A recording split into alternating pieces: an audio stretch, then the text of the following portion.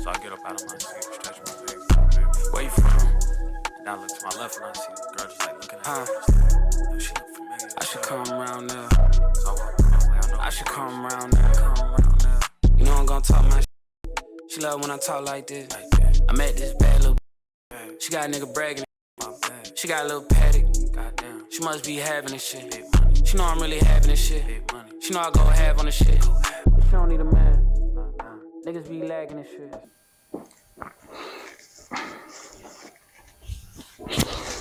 So how exactly does this work?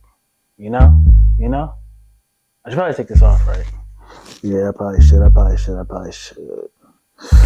I can't bind these people with my waves though, y'all feel me? It's like, don't bid on my waves. I'll take this off. Ooh, psych. There we go. But yeah, it's officially here, the official docuseries of year one, man. I'm excited. For those who don't know who I am, like I said, my name is Darrell Moses. I've been playing basketball since I was about 3.5 years old. Been around the game ever since. Playing career stopped once I got to college. And the only reason I really stopped is because I didn't really put that much work in. Like, I didn't fall in love with the process until I got to college, you know? And then once I got to college, I met this kid by the name of Zai. Me and him were good friends. I would always go to the gym at 7 a.m. and he would be the only other kid in there working out. And at the time, I didn't know anything about working out kids, you know? Or about working out in general by myself. I always had my dad or somebody working me out. So he was in there, he always had his own workouts, and eventually we linked up and we started going to the wellness center on campus at Delaware State University every single morning.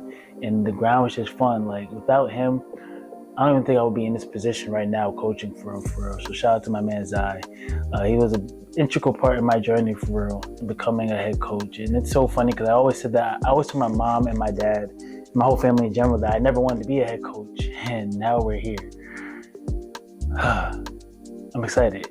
The process after I met Zai, like I said, we always went to the wellness center, worked out every morning, and he would always have to work out, so I would just train because at that time I wanted to walk onto the team. Now, obviously, I never ended up working out because the communication was just so, like, not there in terms of, like, what we need to do to work out.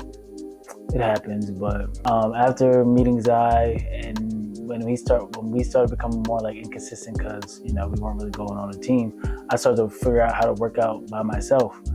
And ever since then, I started watching, I started studying trainers like Drew Hanlon, Jason Tatum, Joel Embiid's trainer. That's one of my favorite trainers of all time. I study him like crazy. Like, all my stuff that I teach my kids now, I got from him. I also study the likes of Chris Johnson, Tyler Ralph, sometimes DJ Sackman, and even Jay. Oh, I can't forget the OG Phil Handy, man, him as well. Like, I think I really started. That's where I started. I started with Phil Handy, and then I moved into Drew Hanlon. But those were my main two that I really studied. Those were my favorite trainers. So how did I get into coaching? I got into coaching because during the 2020 year or 2021 year, it was one of those years, I would always watch Conrad games. And they were pretty good. The Conrad boys. That's where I graduated from, if you ain't know, 2018. But I would always watch the Conrad boys, and then I texted my old coach and see if I could come back and help out. Because, at that time I was training players. So he allowed me to come back, and I volunteered for that first year. And that's where I ended up meeting Jalen. For those who don't know, Jalen is one of my best, I don't want to say projects, but he was the one that really put me on in terms of the training scene. Like, I met him his 10th grade year. He graduated in 2024, so that was 2022, I want to say. He was a good kid. He was a raw kid. Like, his skills were raw. Like, you could see he had greatness in him, but he just didn't know how to use it. And so at the time, I only had trained like one player besides him, and that was when I was at Delaware State, and it was more like a one-off thing. But after that season, he wasn't really happy with his season. He had a lot of ups and downs that sophomore year, and he had texted me to work out. And at that time, I was like, bro, I didn't tell him this, but I had no idea what I was doing. Like, I studied the trainers, but I never really knew what I was doing. So when he texted me that, I had to really get on my SHIT. And that's what we did. We would go to the Y, I keep saying to the Y, because that's where I train now. We went to Conrad almost every morning at 9 a.m., sometimes 10 a.m., and we just work out, like, almost every single day. as his summer leading up into his junior year. And then that junior year, that's when he just took off. I believe his percentage, like, it's so crazy to talk about because, like I said, like I always tell people that I didn't make Jalen good, but I helped make him great. Like Jalen was already good before I got him, but I helped unlock the greatness that was inside of him because, like I said, he was a raw kid. But yeah, now Jalen's on to Wilmington University. It's his freshman year, and I'm excited for all the great things that he does. But yeah, shout out to Jalen. So how I got involved coaching with the girls is my sister actually plays on the team. She plays on the team right now. She's a current senior. About to cry. But my sister actually played on the team, and it was we had shown up to a fall league game at the Boys and Girls Club in Greater Newark. And this was the time, it was like Cameron's sophomore year, I want to say. Sophomore year. It was her sophomore year. We had a senior point guard by the name of Erin Glanz. We had Eva Walker, who's a current senior now. At the time of sophomore, she was really stepping into her own. And the head coach at the time asked me to coach during the fall league because I had met her that previous summer working out because they would always have workouts at Conrad. So after I got done working out Jalen and stuff, they would come in to have a team workout, and that's what I really connected with the previous coach. And she asked me to coach their fall league. And that fall league was like a really great fall league. Like I feel like that was like the turning point in like the program because the girls like they responded really well to me. Yes, they had made the playoffs that previous year. They're like 10-10, I think. They were 10-10 that had made the playoffs. And that year, we just all really connected. They enjoyed listening to me. They responded really well to my coaching during that time. And mind you, I didn't have no plays. I had no idea what I was doing. This was the first real action, like head coaching action that I took on at that Boys and Girls Club. But I remember getting our first win and how excited the girls were and how well they played together. And it was a great time. So then, moving into that season, she had asked me to join the staff. I wasn't officially part of the staff. I was another volunteer, but I was like an official volunteer at this time. So I had to go get the paperwork done by the school and all that. I wasn't getting paid for this at the time. So I ended up coaching both the boys and the girls. So I was at practice I was at the school every day for 4 hours during practice, and then I would alternate between games on which games I would go to during that year. And shout out to those coaches for allowing me to do that, getting the experiences on both sides. We didn't make the playoffs that year for the girls. They also went 10-10 again. We lost a lot of games that we shouldn't have lost that year. And I'm sad because I love Erin. I call her EG to PG, but I love Erin Glenn. She's playing at your Sinus College now. I think that's how you say it. It's a school in PA. But that was her senior year. She had an exceptional year that year. And we went 10-10. We didn't end up making the playoffs. So then the next year, her previous JV coach had stepped down. He went to go focus on coaching because he's also the head coach of the golf team. So he went to go focus on being the golf coach. And so she asked me to be her JV coach. And at first I was unsure, but this was a paid position. So my mom was like, yeah, you should take it. So I ended up taking it. So going into last year, right, at this time I have Candace, who's no longer she's here on Earth, but she's no longer in the program. She transferred schools.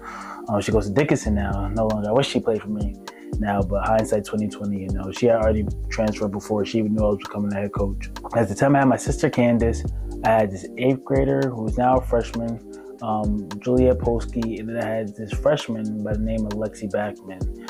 And then I had some returners from last year, like my sister Cameron and a couple of her teammates, former players, come and play with us. We had a total of about 7 girls, so 3 full-time JV girls, 4 in-betweeners, so they played both JV and varsity. And we took that team. I took that team. That team was what?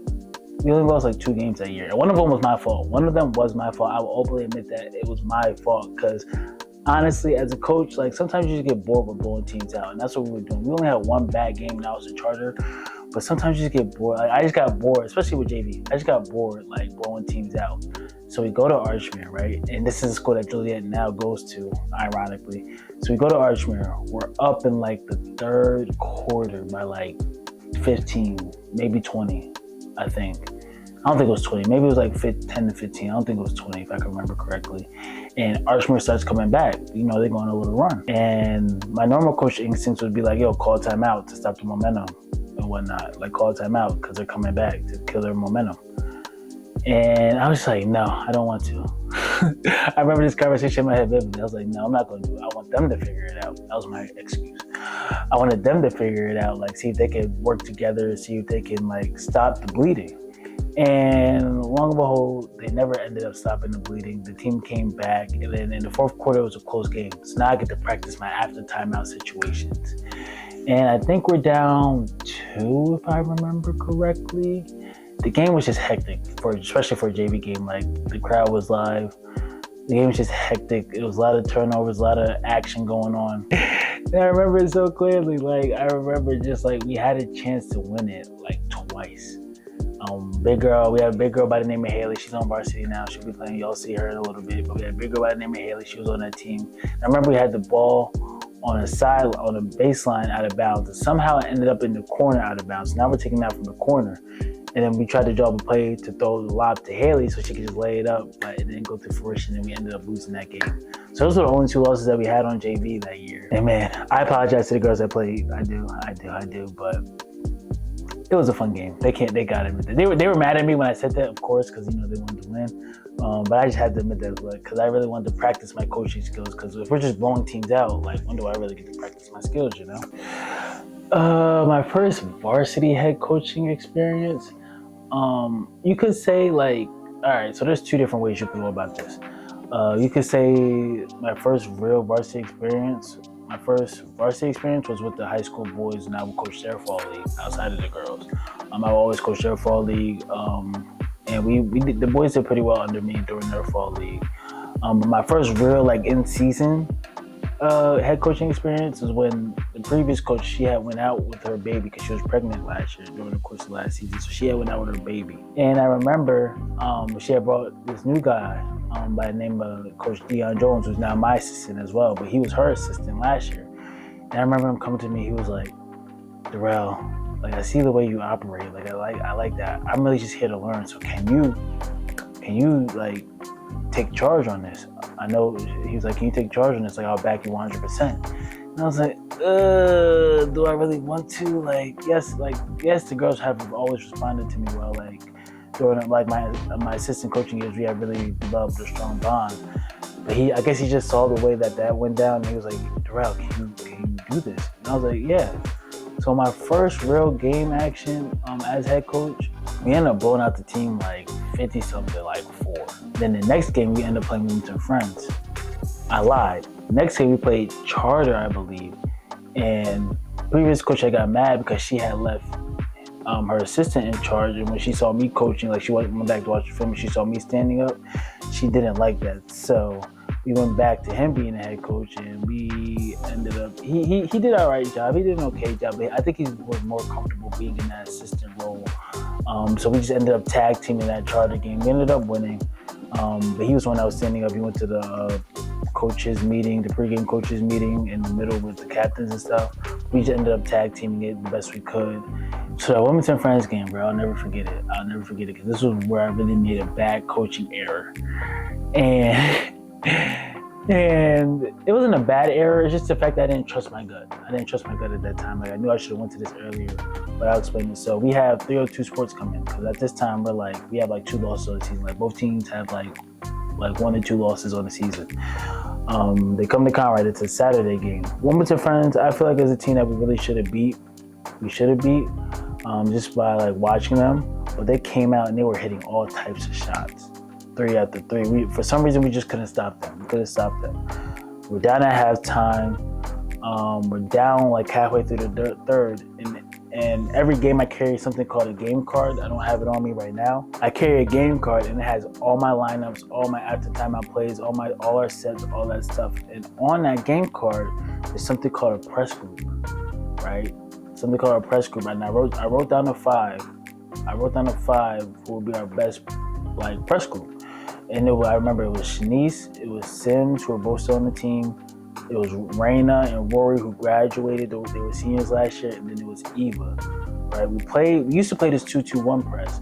But 2-2-1 press, I feel like, only works when you have a shot clock, because you're just trying to delay. Now, for some schools like Ursuline, one of the top teams in the state of Delaware, they have a nationally ranked point guard over there. They won a state chip last year. Ursuline, they run it really well. They get a lot of steals out of it. But for some reason, for us, it just wasn't working that well. So I had switched it to a 1-2-2 press. And boy, when we switched it to that 1-2-2 press, we were down by 15? I keep saying 15 because that's like the number I keep. But we're probably down by double digits. And we put the press in, put the press group in. And they just get steal after steal after steal. We're coming back, layup, steal, jump shot, steal, layups. We're coming back. The momentum is turning and turning and turning to the point it comes down to the last shot. Call a timeout. We draw up an after timeout play. Shanice, who was a sophomore at the time, she had been on varsity since what, 8th grade, 9th grade, I want to say, freshman year. I believe, if I remember correctly, she messes up the play and we lose the game. Either she missed the shot or she messed up the play. Something happened. I'm sure y'all watched the clip right there. I don't remember it vividly, but she messed up the play. And I remember her just getting so down on herself because we had that game, and I picked her up after the game like, this is not your fault, like this was my fault, like I should have went to that press group a lot earlier. If we would have went to that press group earlier, we would have won. We would have won, no doubt about it, because at that time, Friends didn't really have no guards who could really handle the ball. So that pressure really got to them. But man, that was another game that really got away from us, and I was sad. So overall, while the coach was out with her baby before she came back, we had a 5-2 record, me and Coach Dion. We had a 5-2 record with the team. We had lost to Archmere that same day that we had lost to that JV game. We also lost to Archmere that same day by 5 points. And Eva was balling. Eva was balling under me. It was a great short stint. I enjoyed that. I missed that team from last year. I wish I had that team this year again. I feel like we really had that team this year again. We probably could have really made a run, for sure. But yeah, that was really my first in-season coaching experience, and I really enjoyed it. What made me take the head coaching position? Man, if y'all only knew, like I told y'all earlier, I always said I never wanted to be a head coach. I just like the training, because the way I view it is, coaching and training are similar, but they're two separate things. And the way I differentiate them by is, you have training. They're both, training and coaching are both trying to solve different puzzles. So training, you're trying to solve the puzzle of the individual player. While coaching, you're trying to solve the puzzle of the program as a whole. I didn't really like that, trying to solve that puzzle. I only like solving the individual puzzle, just getting players better, seeing where they need to get better at, where they need to improve at, how we can make them better, and all that other good stuff. That's what I thrived in. The only thing I didn't like about it was the fact that I always had to get up early and go work out people. That's why I physically didn't wake up hopeful, excited about going to the gym. Now, coaching on the other hand, like I said, it's a puzzle, but you're trying to figure out not only the individual, but the program as a whole. What are the pieces? How can we put these pieces of the puzzle together so we can make a state championship run? I just remember thinking about that, if I was ever offered a head coaching position, I would probably never take it, because I didn't like that. I didn't want that. I didn't want that responsibility. So over the summer, the previous coach, she goes MIA. We're trying to figure out, are we going to have workouts this summer? Are we, what are we doing? Are we going to get the girls in the gym? And she tried to get the girls, into, summer programs. I won't say, she went, completely MIA. But she tried to get girls into, summer, events. But they were just all so busy. So for whatever reason, she had sent out an email. She texted me, but she had sent out an email to everybody just saying she was resigning. And she texted me saying she was resigning as well. And I was like, oh, wow, that's crazy. And really shout out to her for her. I would not be here if it wasn't for her. She gave me the opportunity to, one, she introduced me to these girls, and she really took me under her wing. And I learned a lot from her. So shout out to her. I wish her nothing but the best for her future endeavors, with her future endeavors. And so as soon as that happened, and they had posted it, the school had posted that the position was available. When I tell you, almost everybody came to me and was like, yo, Darrell, you need to do this. Almost everybody. As soon as they posted it, everybody had sent the post directly to me. I'm talking about the boys' parents, some of the boys' players, my family, some people who just watch Conrad in general and just are around the program. They sent it to me and told me yo, I should take this on. And at first I was like, no, I don't want to do that. I was, and this was just me speaking from a fear of the unknown. I was scared. It's not the fact that I wanted to do it and I didn't like it. It was just the fact that I was scared of how it might turn out. And so after a lot of praying and a lot of talking with my family and stuff, my mom always kept saying like she thinks I should take it. She thinks I should take it. My dad has always had this $1 million plan. Sadly, it won't come to fruition now because Candace had left school. But he always had this $1 million plan where like I would become the head coach of the girls team like I am now. And we would go on to win a state championship with my sister Cam, my younger sister Cameron, and my youngest sister Candace. But Candace, she sadly went to a different school, and she's happier there, so I'm happy for her as well. We'll see them this year, this season. We've been talking a lot of smack this year. Me and Cameron versus Candace, we've been talking a lot of smack. Yeah, so I keep getting all these responses. I keep getting all these messages and like, yo, bro, you should do it. You should do it. And the application period was open for a long time. And I was like, you know what? What's the worst that can happen? So I submit the email. I don't hear nothing back from the AD. Mind you, I know the AD. I don't hear nothing back from the AD for like 2 months. Like this was like in the middle of summer. I don't hear nothing back from the AD for like 2 months. Everybody keeps asking me like, Darrell, are you gonna be our coach? Darrell, are you gonna do this? Are you gonna be here? Like, are you gonna take on a position? Are you gonna be a new coach? And I was like, I don't know. I haven't heard nothing back. So I finally hit the AD up, and he was like, man, I'm sorry. He's busy because, you know, ADs are in charge of all the sports, not just basketball. So he brings me into the interview. It's the AD and our athletic trainer, who is now the assistant AD. Sorry if I'm spilling the beans on that, Becca, love you. But now our assistant AD, she was saying like how these cameras are. The AD right there, she's right there. They're both interviewing me. And the interview just went really, really well. Like, it went really well. I was nervous, of course, and I was stumbling over my words a lot because I'm just like, I struggle with communicating, as you can probably see now. But the interview went really well. He said he would let me know by like the week after. He didn't let me know. So I'm like, dang, did I get the job or did I not get the job? And then I forget what day it was, bro. Just like the week after that, he calls me and he offers me the position. And I remember just feeling so much joy and excitement, like, oh, I'm really about to do this. Like, we're about to be the head coach of a varsity girls program. And man, like, I remember calling my grandmother had called me. She had congratulated me. I called my mom, let her know. I brought Dion. I decided to bring Dion back, and I also decided to bring a coach who coached me my freshman year, I believe, at high school on JV. His name by the name of Jim Burrows. I decided to bring him back as well to coach our JV program. And man, I just remember that day so vividly. Just calling everybody and everybody congratulating me, and I remember how hyped the girls were to figure out that I was going to be their head coach. And yeah, it was a good time. So after I get the job, I start thinking about how I want to turn this program around. Because we're going to be completely honest here. The program was on a decline after not this coach, not my predecessor, but her predecessor, the one before her. After he left, the program started going downhill and fast. And so I went into operation, and I brought this up to the AD during the interview. I was like, we're in Operation Save the Program. Like, save the program.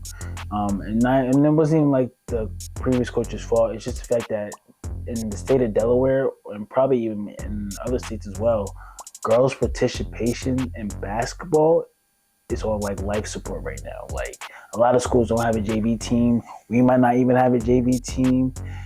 And so I was like, yo, the first thing I want to do is I'm going to approach this how I approach training Cameron. And like I said, Jalen was my first official player that I trained, but I started with Cameron. Cameron was my guinea pig, you know. She allowed me to try all these crazy drills with her. Like, she was my guinea pig to see if I could really do this. So before even Jalen, there was Cameron.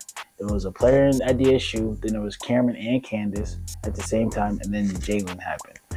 So Cameron, I started training Cameron like 2021. That's why I started Well Skills Academy, the name of my training business. I started training Cameron in 2021. And at the time, Cameron didn't really like basketball. Like, she was forced to play basketball. And then we all remember this conversation so vividly. Me, Cameron, Candace, and my mom were all in the kitchen, and it was the day of tryouts. Cameron's freshman year. It was the day of tryouts. Cameron had never played basketball before in her life. At this time, she was a really big, heavy-set girl. And I just remember her bawling her eyes out because her mom kept was forcing her to go to tryouts. And she did not want to go. She was like, no, like, I don't. Like, she was bawling. Like, you would have thought, like, she was grieving somebody the way she was crying bawling her eyes out. And so she ended up eventually going. And during that season, she had lost a lot of weight. Like, a lot of weight. Like, they used to run all the time. During that season, she ended up losing a lot of weight. And she wasn't going to quit. She probably did want to quit throughout halfway through the season, but she know, like, my parents wasn't going to let that fly because they don't raise no quitters. So she stuck it out. And then that summer, so summer 2021, I believe, or it's 21 going to 22, one of those. I'm sorry if I'm forgetting my years mixed up. But I had started training Cameron, and I approached it in a 3-year plan. So the way I did it was, year one, I just need to get them to fall in love with being in the gym. You know, I didn't need to go full hardcore trainer mode, like giving them all these drills, being so critical on them, this and the third. I just needed them to fall in love with being in the gym and just fall in love with the game of basketball. Like, just develop their love for the game of basketball. So we did some fun drills. We did some, like, minor drills. Like, I gave them, like, the basic skills that they needed, like work on their jump shot, their handle a little bit. But I just wanted them to fall in love with playing the game of basketball. Year two, I need them to fall in love with the process of basketball, the process of getting better at basketball. So year one was falling in love with the game of basketball. Year two was falling in love with the training, the workouts, the practices, the weight room, all that. Just want them to fall in love with it. Once again, not going hardcore. We started to pick it up another notch because, you know, we got to get them better. We started to pick up the training another notch. But year two, I just want them to fall in love with the process. And then in year three is where I could take the training wheels off and really just be that hardcore trainer that they needed me to be. That's how I'm kind of approaching this season and the years coming. Like, I need these girls, because I feel like while I was watching and I was being necessary coach, I felt like the love for the game has really, like, died at the school. Like, girls don't want to play anymore. The girls don't look forward to coming to practice. I feel like the love for the game has really died, and is currently dying. So right now, year one, I need these girls to fall in love with the game of basketball. That's all I want. Whoever wants to come and play, come and play. We couldn't make no cuts this year because we didn't have a lot of people. But I need them to fall in love with being in the gym. Now, it's kind of hard to do that because we have some players like Eva. She's going to go to Beacom next year, like, she's a senior, so she's playing D2 basketball. So I got to find that balance of making the drills fun and practice fun, but also getting everybody better. And I feel like with these 10 practices that we had, I've been doing a pretty good job at that for the most part. But like I said, I need these girls to develop a love for the game again, because the love is going away. And then in my year two, we got to get them fall in love with the process.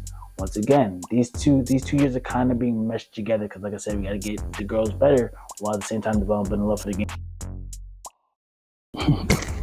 Sorry about that, y'all. But yeah, like I said, these 2 years have to kind of like being meshed together. And in year three, when I have these girls for a little while, I could really be their hardcore coach. Then again, coaching these kids now isn't the same as it was coaching back when I played. You know, like, we can't be those same. What I realized is a lot of coaches now, they approach it the way they were being coached back then, where this world has changed. Like, let's be real. These kids are a little bit softer than we were coming up. So that hard coaching doesn't really work well with the kids that we're coaching now. And that's one thing that I realized was, like, yo, if I'm going to be a head coach, like, I can't be like one of those. Yes, I can be a stickler about certain things, but I can't be like punishing them, you know, like really just being hard on them. Because once again, not everybody that plays for me is not all here for the same reason. Some girls just want to be active. Some girls do want to go to college and play after. Like I said, Eva's go to Beacom D2 school.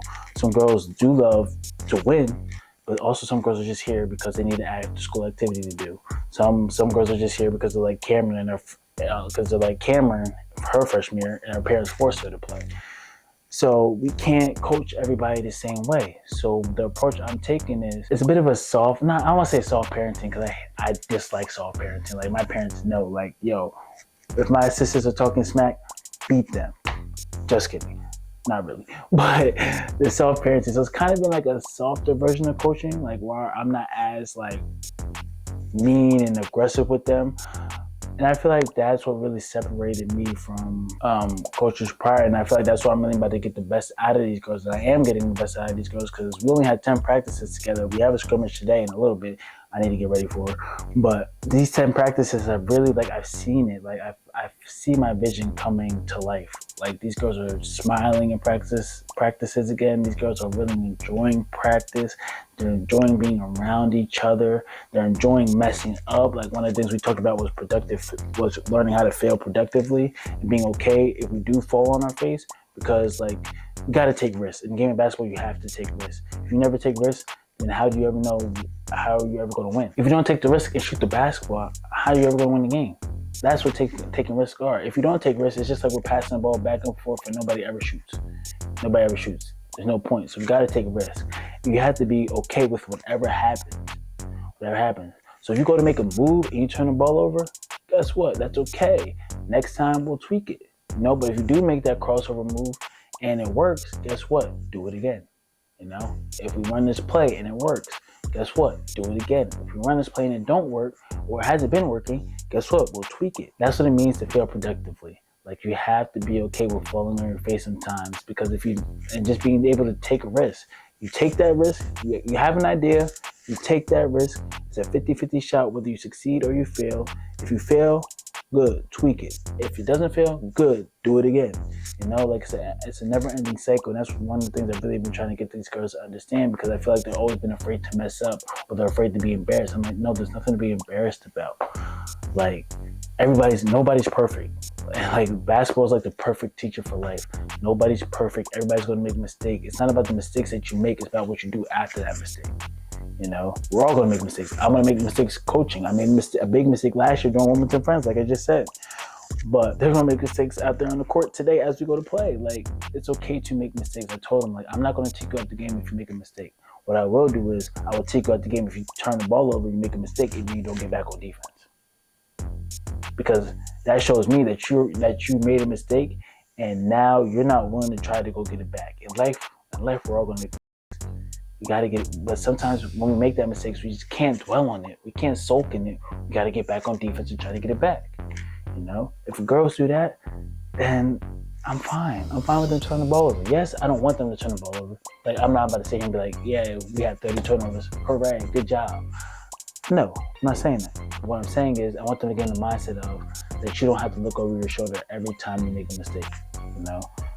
Just get back on defense, try and get it back. Because who knows? You may turn the ball over 3 straight times, but you may get back on defense and get it back 3 straight times and 3 straight steals. And guess what? You equaled it out. So it doesn't really matter. But like I just been telling them, like, you got to be willing to productively fail. That's kind of the approach I've been taking, and I really feel like these girls have been responding to me well in these first 10 practices. And I'm excited to see how this year goes. So yes, we do have a scrimmage today. It's actually at 4 o'clock. I gotta leave in like 20 minutes. I gotta get dressed, so I gotta hurry up and wrap this part up. But we do have a scrimmage today versus Tower Hill, and I am looking forward to it because this is our first real action that we've had together as a group. And I'm gonna tell them the same way I told their parents last night. November basketball, it's not gonna look nothing like February basketball. We've only had 10 practices together. And we're putting in a whole new system. Yes, we kept some things from the previous years, but we're putting in a whole new system for the most part, but with a whole new style of play. We're not gonna be perfect right now. We're not. The point of this scrimmage is to learn, to take those risks. Whether you mess up or not, we'll learn from it. Like, that's all I'm going to tell them today. Like, this is a growing experience. This is a learning experiment. This is an experience that it's going to be like no other for us. It's going to be fun. Yeah, I am looking forward to it. I'm looking to seeing all the parents again. Like I said, we have a scrimmage at 4 o'clock. I'm about to leave now and head to the pregame. I'm about to go meet my cousin there. So let's go get the scrimmage done and get out the way. And remember, it's a learning experiment. We're not here to be perfect. We're here to grow and learn from everything. Let's go.